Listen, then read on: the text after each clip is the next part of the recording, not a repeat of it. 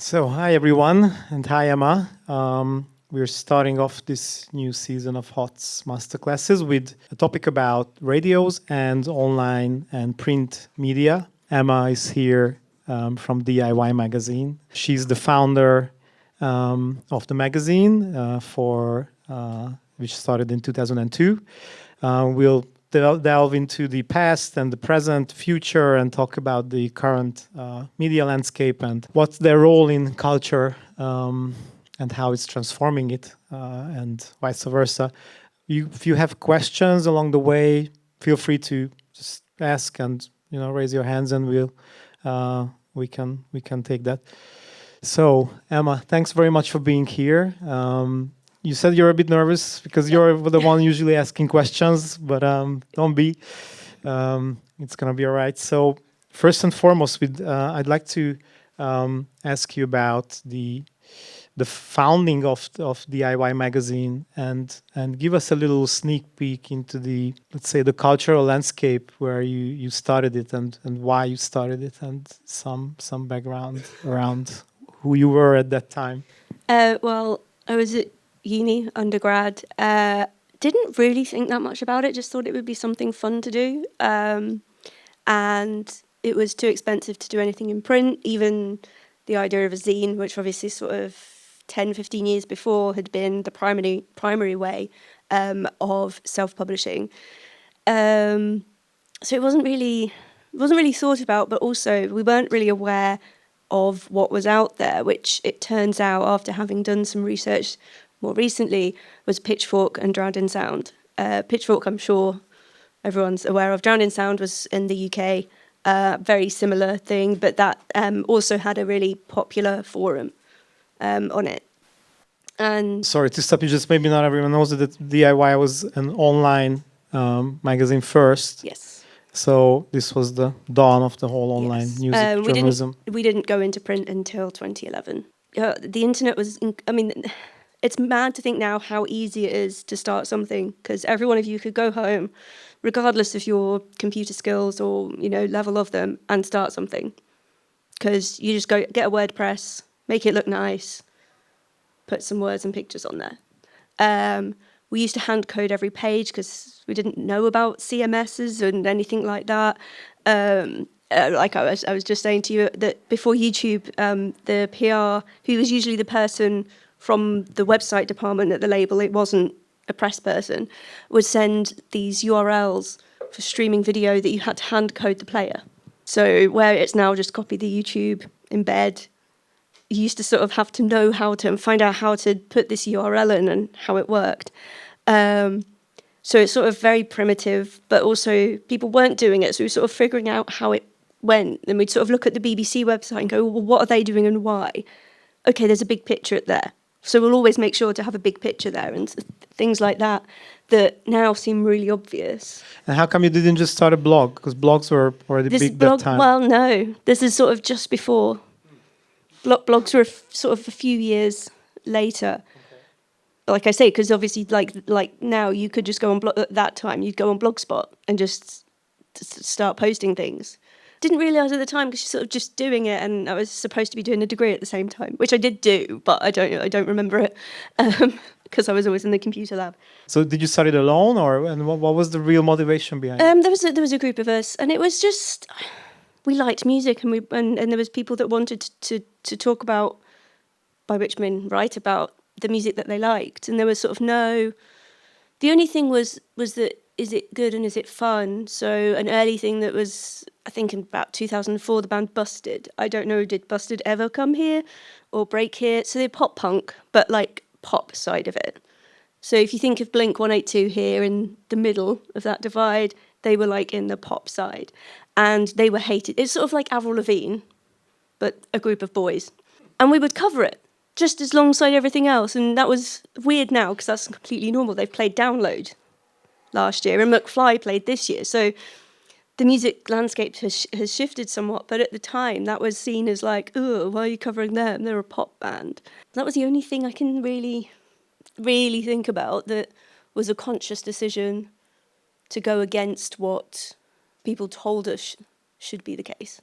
And did you have an audience in mind that you really wanted to write to, or just what you like? No, there was sort of no.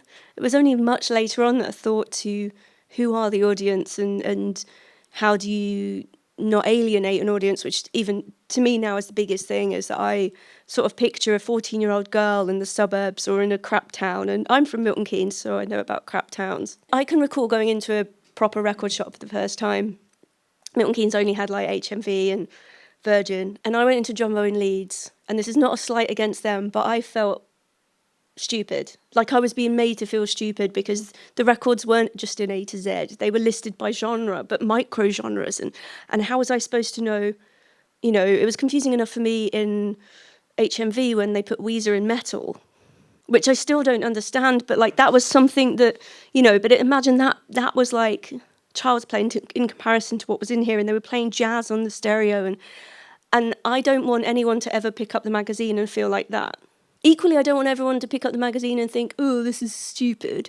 But like the guy, and there probably would be a guy that would have that attitude, not really that fussed about him, because I would much rather have the teenager that's just got into Alex G because he's trending online and wanting to find more artists like that and reading it and being excited about it, not reading it and thinking, oh, I don't know who any of these people are and this is not for me.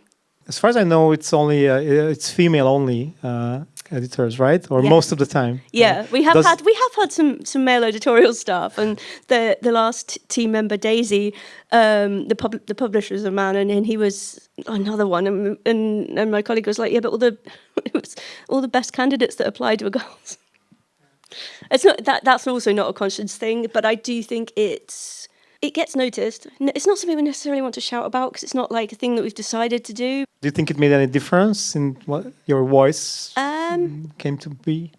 Maybe. I don't know. I couldn't. I think from being inside it, I don't think I could ever make that judgment myself. Well, what did make a difference is the visual of the website and the magazine later also, and here it's perhaps good to note that you're also a photographer, and yes. It's been always a big pleasure for you and a big inspiration to pursue, and I guess it really shaped how the magazine looks and feels. Can you say something about that?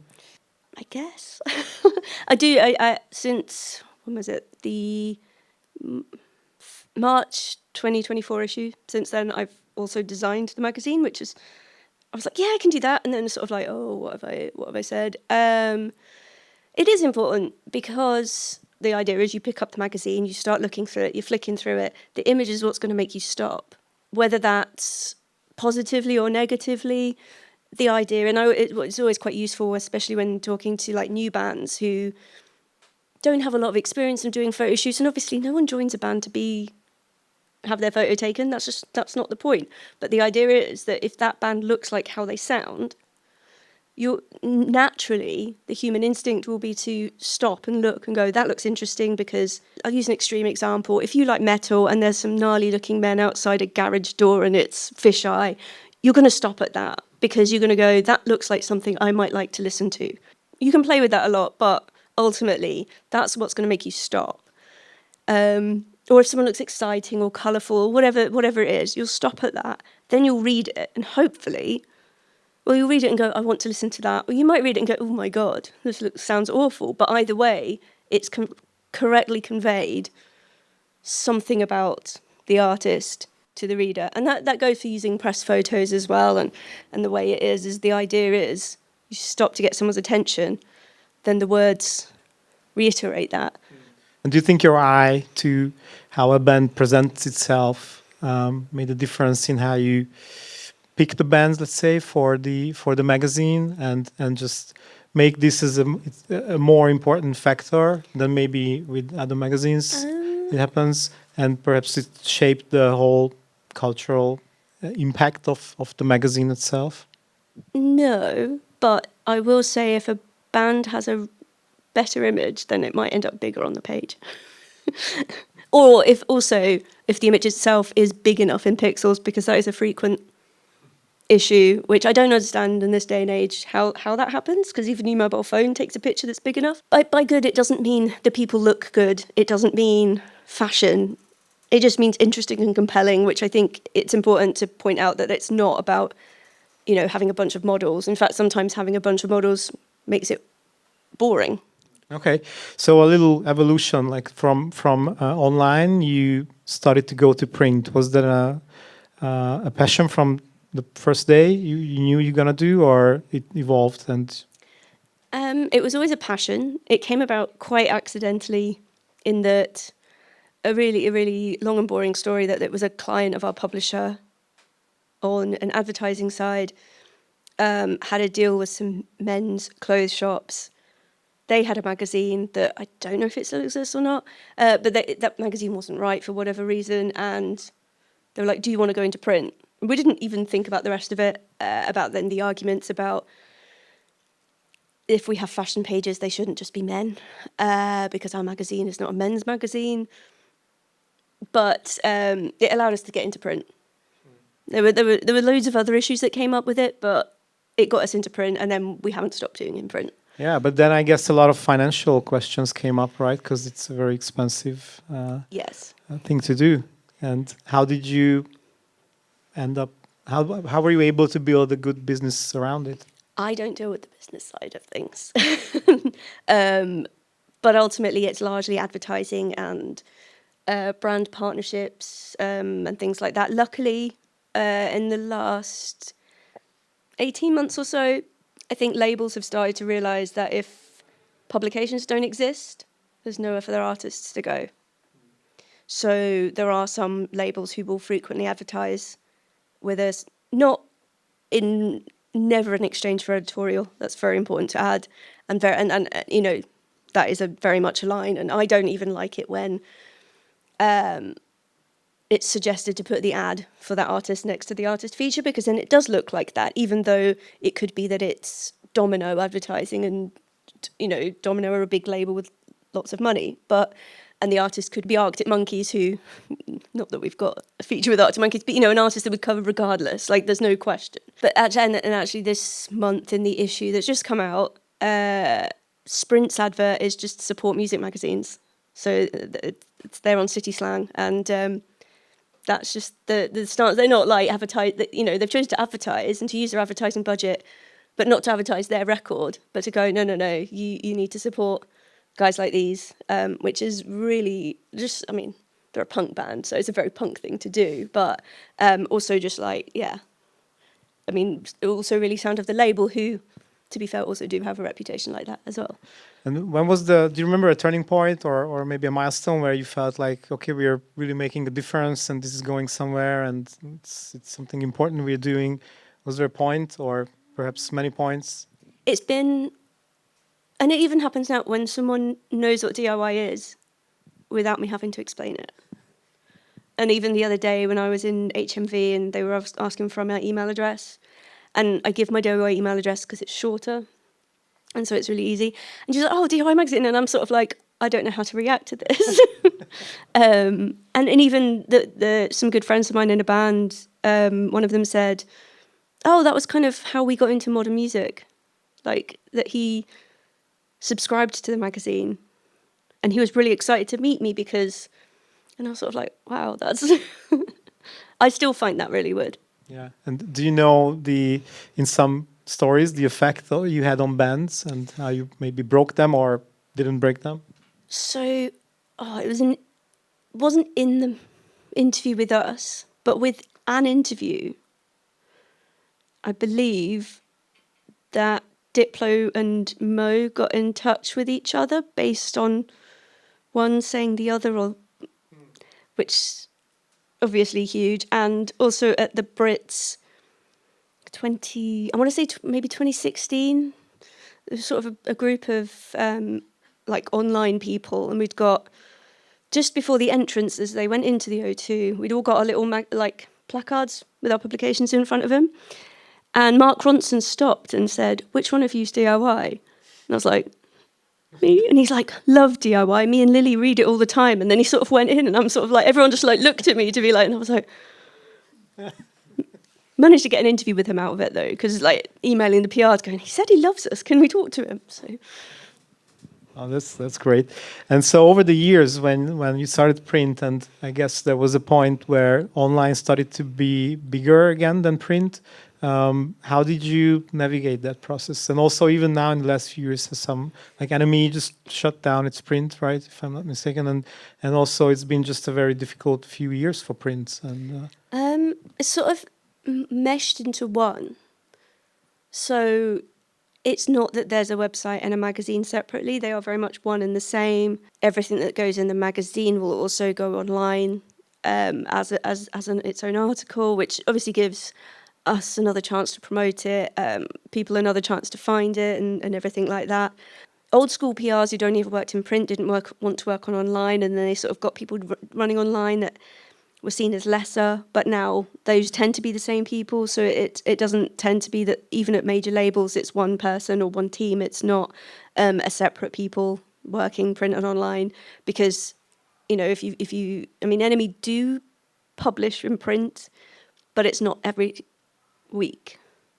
I think they've recently done like a compilation of it, and then like Rolling Stone UK is new as well, and so it tends to, and then like a lot of publications who are even video first are in lots of different iterations, and it's more complex, but in terms of the industry it's more simple, so it'll be that person works with that artist. And so when you cover an artist, you think of like mutations, what you're going to do in print, what you're going to do in online, and maybe even on socials? It tends to have to be the same thing, because if you get 20 minutes with an artist and they do the interview, you're not going to get another 10 minutes to do this, another 10 minutes to do that. And often a lot of things happen on Zoom now. A few years ago, tried to get, can we get time to do this and then time to do that? And then it's just like, no. The most you get is if you've got a photo shoot and an interview, you'll get time for both. But that's it. And are you focusing on your socials as well? Socials very much used to promote and talk about what exists elsewhere. Or, at a festival, images of who we've seen at the festival and things like that, to sort of draw people in and I guess as a branding exercise to show what we're about. But with the knowledge that sometimes if you've got a shoot with an artist and you've got some pretty pictures, those pretty pictures might get shared a lot, but those people aren't necessarily going to click through and read the interview because they're not interested in what the words are. But then other artists, you might get lots of traffic to the article, but not necessarily the pick up on social, which again is also to do with algorithms and their whims. Yeah. And with video being like the default language most of the time on socials especially, do you feel that's something you would like to pursue more, or print is still your biggest domain, and that's also bringing in younger audience? Yeah, I think words first. I think there's always a space for written context.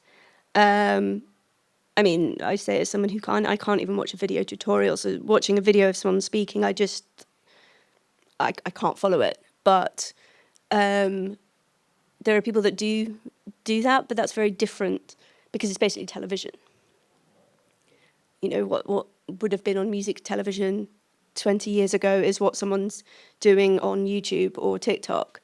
But I think it's still important to have it written down, to read something and then go and listen, or even read and listen at the same time, rather than have someone yapping about. I don't mean yapping in a negative term. I do mean that literally just speaking in stream of consciousness about what they think about something. And when you think of the age group, the age of people that is reading DIY, is new people younger audiences are also coming in, and they are not easy, but you can also talk to them, or it's mainly maybe an older audience. I think it's still because younger audiences are getting into artists, maybe in a different way, but they're still getting into the artist in the same way that everyone's always got into artists.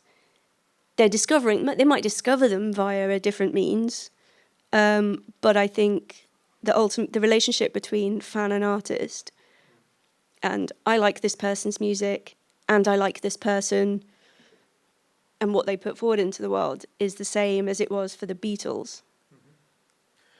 And now that you're saying that, what about the artist's relationship with fans and how there's more and more channels and tools to go direct to fans? And of course, they are building that, and their teams are building that relationship. And perhaps whereas in the past, maybe they would have gone through with some news through a PR, channels. Now they just go directly to the fans on any of their socials or newsletters or whatever. Do you experience any effect on how you're or what you're writing about? I suppose it's less about news. You're never going to in print, or even if you were a weekly web thing, you can never. I mean, the website does share news, and that'll be for people that maybe aren't following the artist, or the algorithm hasn't shown the artist to post to them, or there's so many different ways. But you're putting the context around it. By putting two artists on the same page, you're sort of drawing links between them, even if the genre is completely different.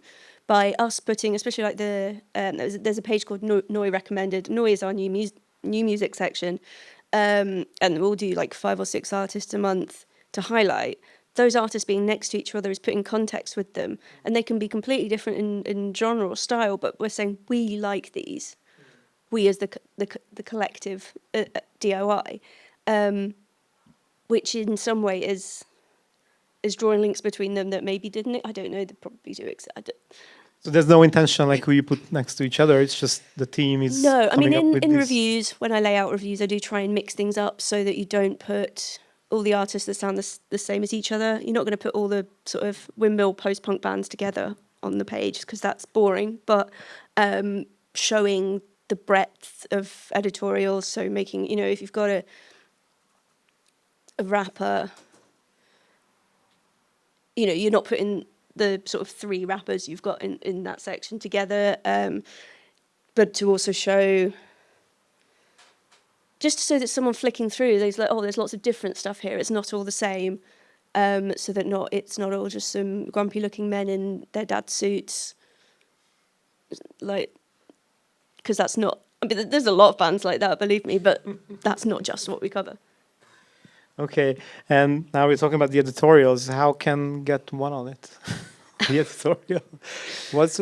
How can a band get on your radar? Or, is there an early step perhaps? Or so there's no one way, and this is across the board for artists. I had a week off a couple of months ago, and I looked at how many emails I got in that week because I thought, I haven't sent any. There was an average of 250. That's without me sending any. But email is still the best way, because the number one thing you should not do is Instagram DM, because I don't know if you know, but it goes in this little folder that's hidden, and then you sort of got to hunt to find it. And I feel bad, even if they're using a bot to send these things, someone spending the time to send these messages, would you like to hear my song, blah, blah, blah, and it's like, I can't listen to all the songs I want to listen to in the length of the day. But if someone's exciting, there will be people that want to, and we're a team. There's not just us editorially, there's all the writers, there's, so many different things, and it's, I don't want to sound negative. This is really difficult, but there's there's something like 200,000 songs going on Spotify every day. So it's just noise, and there could be something. And the success of any song is getting it in front of the right people, because someone could send me something, and I'm not sure about this, but then they send my colleague the same thing, and they could love it. I say this, I'm going to Reeperbahn Festival tomorrow, but showcase festivals are like the best way, because you're in a space, you want to see as many artists as you can during the day, and a good daytime slot where you're not necessarily clashing with any of the bigger artists, or for example, we have a stage at Molotov tomorrow. So tomorrow evening, that's where I am, me and my colleague are at. So that's kind of the best, events where people want to see people they've never seen before or might never get to see before. Especially because it's so difficult more so in London than almost anywhere else, when there's so many things on all of the time, you can't even get to it. What about PR agents? Do you work with them? Yes. Is there a thing that, if you hear it from a source that you trust, then The good thing about that is a good PR will only take you on at the right time. Mm-hmm. So they might just say you're not ready yet, and that's a good PR, because a bad PR will take your money and send a bunch of emails, and you'll get the same that you probably would have got if you'd sent the emails yourself. A good PR will, work out, okay, when's a good time to release something? There's no point sending an email about a track you've already released. But there's also no point sending it if you're just releasing a single and you've not released anything before, sending the email 2 months ahead, because that's just going to be lost. I'm not a PR, so I don't know a good PR will know exactly when to do it and who to speak to, and a good thing I think the best thing to do is to research publications and what they've covered. What have they covered that's similar to you as an artist, by which I don't just mean the genre, although that, but also sort of an artist that's of a similar vibe, that their audience has a similar vibe to your audience, in the same way that, at the moment you've got Fontaines and Kneecap, sound completely different, but their audience is the same. So, obviously not Irish nationalists, but also Fontaines overlap with Oasis. If you see that there's an overlap between what you're doing, or even where you want to be. If you want to be Turnstile, look at who wrote about them 10 years ago, who's been following them, what artists are they championing, and what are they doing to sort of work out a route to get to a point where you've got an audience, so that when someone's like, I'm going to Eurosonic, who are you going to see? And someone's saying, I'm going to see them. I really want to see what they're about, because I've heard some great things, because obviously the world is tiny. The music world is even tinier. So when you, let's say, an artist speaks your interest, do you look at the context also and see, okay, whether it makes sense to write about this band because you see that they have some kind of momentum and it makes sense to write about them now? And if it doesn't, then it's just probably you feel like it's a waste of space? It could just be that you sort of wait. So a useful thing is in, again, Noise, the new music section, is that if an artist is like releasing an EP in the next month or so, that's a good time to do that interview, because reader's going to read it and there's going to be something for them to look at, to pre-save, to order, to think, that's coming out, I want to listen to that. And equally in the little recommended section, they've usually just released something, so it's like, listen to this track off that release. And then for like big features, that also tends to be ahead. You want it to be ahead because you want people to get excited about something that's coming. But then you could also do a feature with a band like Turnstile about the last year and how crazy that's been. But usually for especially breaking artists and everything, is what's happening next, what's exciting. And how relevant is the geography? Like where the band is coming from, or where they are mostly active? Like would you look at their calendar and see if they're playing a show in England? I think in terms of where they're from, generally, no. That's not relevant. I know language does play into it sometimes, but I think as much as it's fallen flat, Måneskin have kind of proved that doesn't really matter that much in the UK, where obviously, generally speaking, because we've been fortunate. I know it's our own actions that have made the world speak English, but fortunate that most artists sing in English, or most of it, and that an artist like Bad Bunny is not as big in the UK as perhaps at most other places because of him not singing in English. But I mean, he's still big. He's still playing stadiums, but not like the 15 nights or whatever it is in Madrid. But it would. It wouldn't make sense for us to write about somebody editorially when it's not a live review if they're not coming to the UK or not doing something that's going to impact a British audience, because that's who we're writing for. So it's definitely through a British lens, But obviously, like, if it is going to be going to a showcase festival, then the live review is, we saw this, it was good. I will say with showcase festivals, I personally wouldn't advocate saying someone is rubbish unless they're established, because it could just be that it's too early. You know, you can see a band can be rubbish and in 6 months they can be great, and they've just unfortunately gone to the event too early. So it's not really fair to go, they're a bit crap, and it's just like, oh yeah, this is their second gig. Do you guys have any questions at this point you really want to ask? So first of all, I would like to know, has it changed over time how labels and artists use the so-called traditional music media?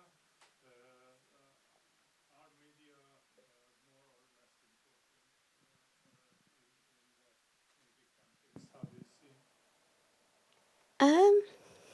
It's interesting.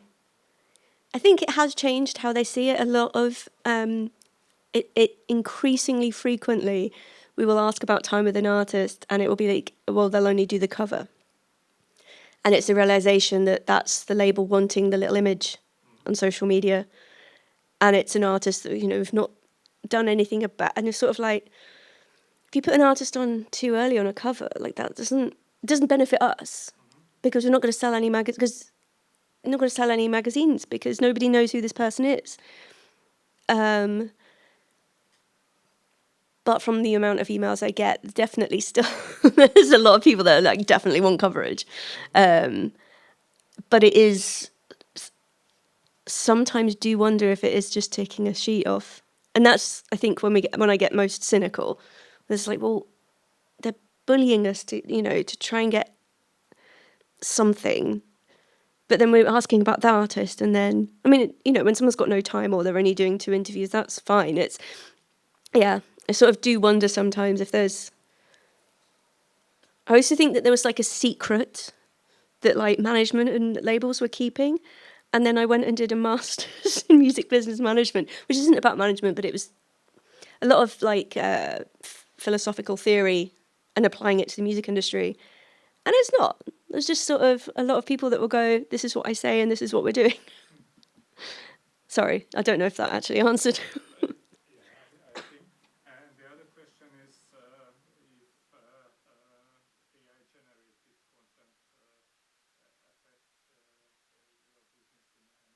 How do you see it? I mean, AI text is not readable. It's not, you know, I've never searched for something on Google and that little AI thing, one, it's always been wrong. And I know I'm usually, you know, in the grand scheme of things, I'm searching for things that are quite niche. It's always been incorrect information.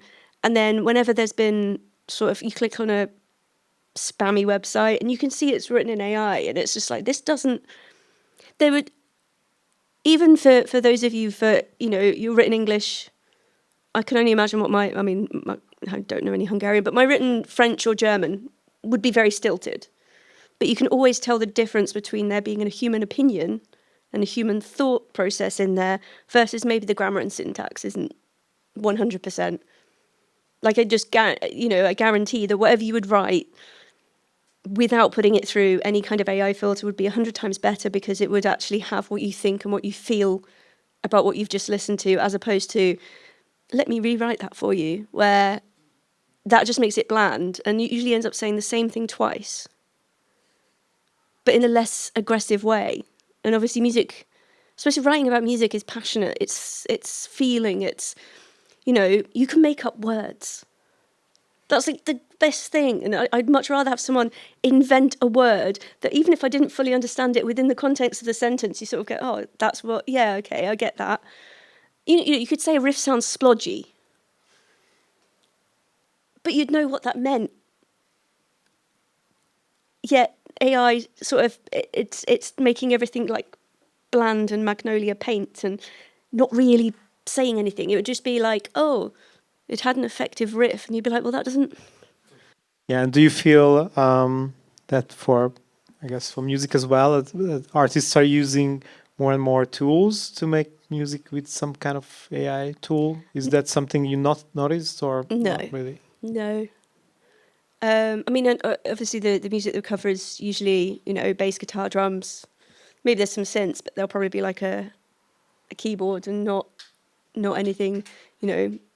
Yeah, it'll be recorded on the computer, but no, I don't like it. But equally, it's not something I've ever heard come up in conversation. And do you think the like Anglo-Saxon music sphere is still having that effect on the world as it maybe had when you started, let's say in the 2000s, or have you been maybe, you know, more receptive of music from other parts of the world, or how do you see this kind of It's quite interesting phenomena? because I was in Lithuania a couple of years ago. The panel I was on was me and a couple of other journalists. It was a German journalist and another British journalist listening to songs. We had to say what we thought, which is truly terrifying because obviously some of the people were in the room. And sort of hearing a song for the first time and then you've got to sort of go, oh, this.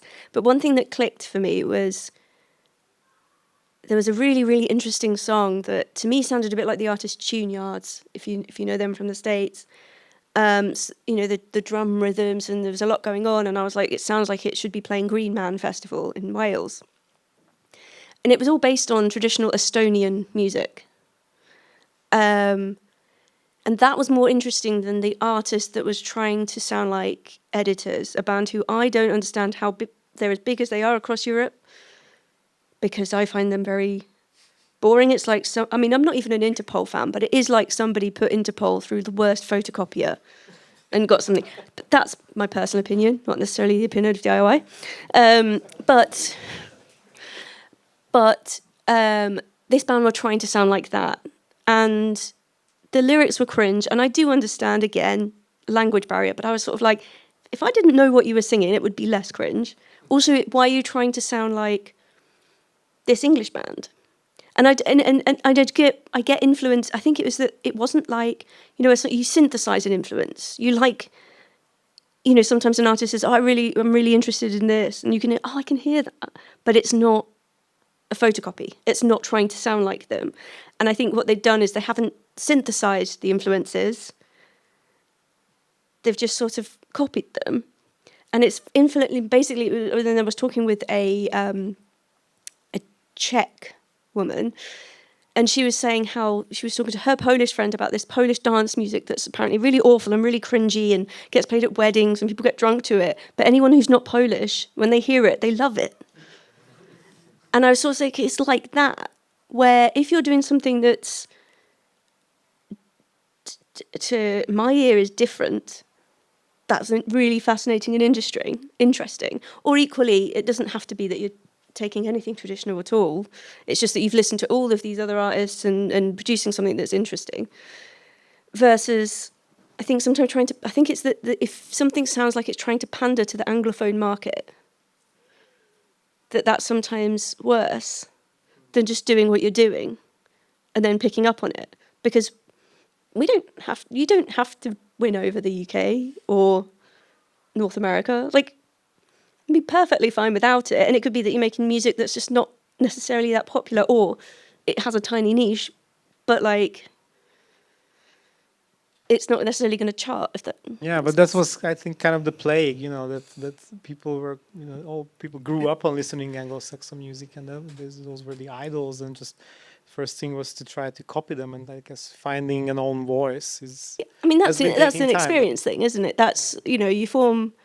Maybe your first and your second band does that, or all the first songs that you write, but then play a bunch of gigs, and then suddenly sort of get into finding. I mean, we've had a lot of bands in Hungary whose recipe was this, like sound like an English band, you know, and then try to go to England or the UK or the States and, you know, see what happens, and usually not a lot. And nowadays, I think it's shifting and it's turning a little bit. And because I think if you've got the reputation here, or not necessarily here, it could be that you're huge in Germany, or that's, you know, or wherever. But I think it's the experience, and then it's just going on stage and Yeah, with and the then- confidence. And also the sources you can get music from is just so much bigger in terms of how also a lot of markets just developed itself, like Latin America or Asia, and Yes. they're just huge, and the relative size of the Anglo-Saxon And it's music really is easy. just shrinking. in It's that really sense. easy for somebody to become obsessed with a band that is completely random. When I was at Reading Festival the other week, there was this Canadian band and called Good Kid. And I just went because they were on and I was taking photos. I was like, you know what, if they're terrible, I sort of just take photos after one song and leave. But they were fun to watch and fun to take photos of. And I was told that there were a bunch of girls in the front row. And the tent was about a quarter full. Like, there weren't that many people there. But these girls had gone up to Leeds to see them play in Leeds because it's the same people played the two different festivals. Then they'd gone to London to see their London headline show that was between them. Then they'd gone to Reading, bearing in mind the tickets for Leeds and Reading would be £100 a day, to see this band because they got obsessed with them. And then obviously not that popular because, again, the tent was about a quarter full. So there's always a chance of ending up with this sort of like really tiny group of really obsessed fans, regardless of where you're from. Or I mean, I will say, obviously they were singing English. They weren't even singing in French. But yeah, there's that's something that can just happen, which is, I mean, it's kind of beautiful. I was a bit like, I could get them doing London and Reading because that's very close to each other. But it was the going to Leeds as well that sort of threw me. Yeah, I guess it tells us why I'm assuming that you're going more and more to these showcases, let's say, that are outside of the UK, which also goes to show how more you're trying to cover in terms of the global music. Yeah, I think it's because there is so much in the UK and everyone plays in London, and it is very easy to become blinded. And I think it's, even within the UK, it's very important to not be London centric, because it's a very easy thing to end up doing and without even thinking. I suppose what the difficulty is wanting to. Don't want to say someone is good just because where they're from. And that even goes for British artists as well. But also think of the context in which you're seeing them, the context in which showcase festivals are great because everyone's on a level playing field and they're all sort of new artists. There might be people that you've heard of more or seen more, but as opposed to, if I came to Sigurd, which I would like to one day, but and one of you guys had a band playing, but I've just been and seen Idols, and then you're a noisy band, but like you've played 3 gigs before. Like, I think that's unfair because that's sort of like great that you're playing it, and hopefully that would get a lot of whatever the equivalent of PRS is, because they give you the full capacity instead of just necessarily who's there. But that would be unfair because my brain has just seen somebody who's been doing this for 20 years and to even bigger crowds before. I've really lost my train. Sorry, I have ADHD, so I've lost my train of thought. Any questions from you guys? You mentioned earlier windmill, like seen around it, and my question is, like, are you DIY and maybe some people monitor these scenes, or usually how you notice them through the PR agents or the labels maybe? Like, what's the technique? Do you have like user scenes on your watch, or is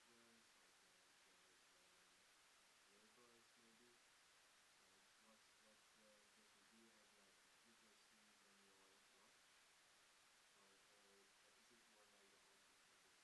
you It's a mixture. It's often word of mouth. The thing about the windmill is sort of in a new wave of it, and what happens with a venue like this is that you will now get artists trying to play there. I know they have a dedicated booker who's quite, this is what we want to book. But when a venue becomes cool, for want of a better word, artists want to play there in order to tick it off, to say we've played there, or that's on the poster, and then they show that. it's sort of, I mean, the thing is with a band there is that usually when there's a new band that ends up playing there, half the members from other bands to begin with, or it's, Liam Gallagher's son's band plays there. One of them plays there a lot. So there's sort of already something about them. Like it will just be like, oh, there's this band, it's got this person from Buck Country New Road in it, and then they're doing this, and it's sort of because you know, I mean, when Twitter was good, it was great because you'd sort of constantly have people talking about stuff, and you'd sort of see. I know when everyone that I followed that was from like the rock scene was talking about Sleep Token, and it's like, oh, that's about to like really kick off because every single rock journalist is talking about their new song. But sort of everyone has their own little bubble of things, and you'll just be recommended. Like, you know, someone will be like, oh, I saw this band and you'd love them, or no, you know, when you know someone's taste, obviously not just I like this band, therefore everybody has to like them, but and then the good thing about, well, I mean, it's a double-edged sword, but a good thing about lots of freelancers is that they always want to talk about what they're into. So there's a feature that goes every week, the Noi Bulletin, and Daisy, my colleague, will like send a list of tracks out for people, but they might have heard something. It's new bands, new releases that have come out in the last week. So they'll be like, oh, I've heard this and I really want to write about it. So then they'll write about it.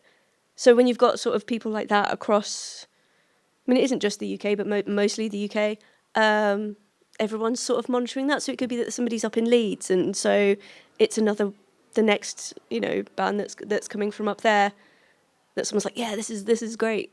And the last question, I guess we're closing soon.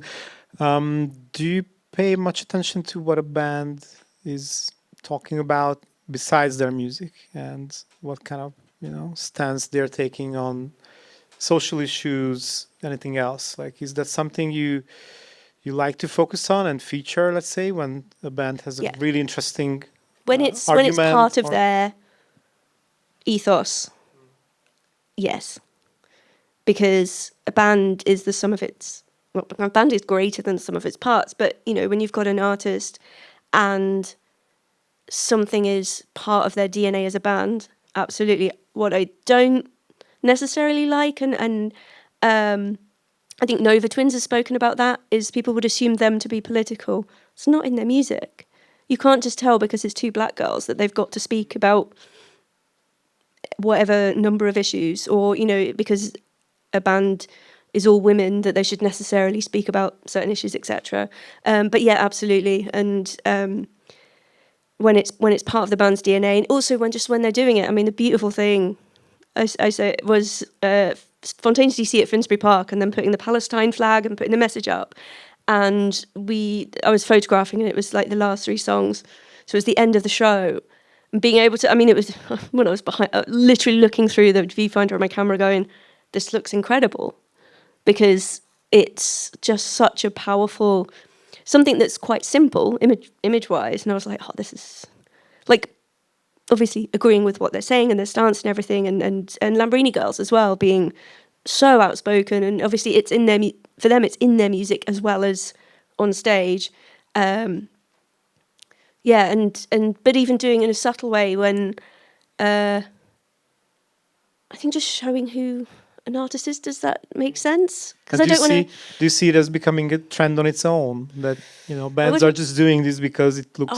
No, cool. I wouldn't like to use the word trend. I think a lot of artists. There's always been artists doing it. There's an incredible comment on Billy Bragg's Instagram. Are you aware of Billy Bragg? Like, okay, on his Instagram there was a comment where someone literally said, "Stick to the music." He'd posted a picture of flags and said how great it is that people are so excited about the England Women's Rugby World Cup team. Obviously, like going, you know, and it was a great post because it was so well written, and obviously it's Billy Bragg. And as someone posted that, and I was like, wow, that's just beating Tom Morello's one where someone's like, you don't know anything about politics, and he's just like, you don't need to be a Harvard political science grad to understand this, but I am.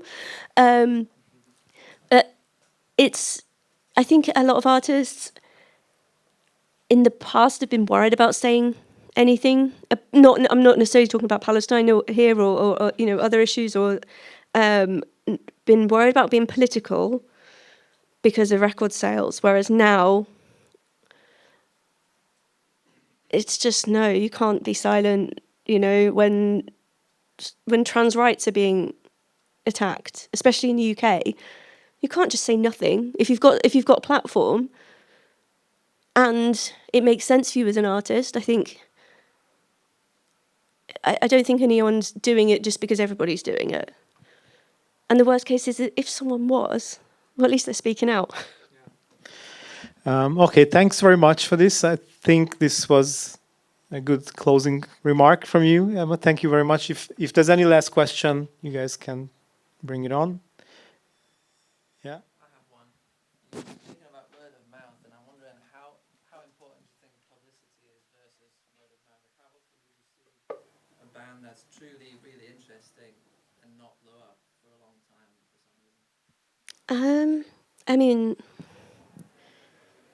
there's always artists that don't blow up, and that it's unfortunately the blow up side of it is so political among who's your manager, who's your agent, their relationship with the wider industry, the label, their relationship with the wider industry, how that team are working together to get you opportunities to be in front of the people that are going to be, because I fundamentally believe there's a percentage of people that are going to like every artist and every type of music and every song, and it's getting that song in front of those people in however that works. That's like, yeah. And there's so many things where you get artists being signed by one A&R in order that the other A&R doesn't get them. And then the label just don't do anything because that A&R didn't want the artist. They only just wanted the other guy to not get them. And I don't know any direct examples of that, but I have been told stories of people knowing of direct examples of that, but it happens. Or the team at the label have changed and they're not supporting that artist, they're supporting a different artist. All of that rubbish can affect someone blowing up. But publicity is important in that when you can only get to so many emails, you know that that's gone through a filter. You've got the filter, in theory, you have the filter of releasing a record. But because everyone can release a record, that's not necessarily a filter. In theory, you'd have someone going, that record's not good enough to release, you need to make it better. Let's work on making it better. But for so many reasons, that doesn't necessarily happen. Also, objectively, you can't objectively say better anyway, because it's taste. But a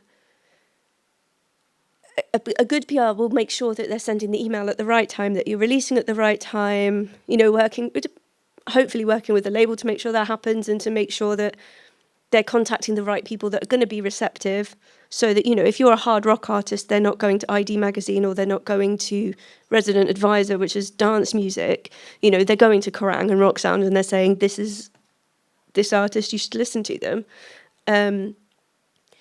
Whereas, and obviously, especially if you're not, if you're talking to, because obviously I know, different territories, the PR should know the publications in those territories. There could be an incredibly influential blog that you don't know about because you don't need to know about them, and there's no reason to have known about them. But that PR, if they're good at their job, will know about them and be able to speak to somebody to try and get coverage on there that could make something happen. Well, I hope we all learned a lot more about the media landscape and DIY magazine and how it works. And if you have any more questions, I guess you can find them outside after this. So thanks very much, and stay tuned for the next one with Kevin Cole after this.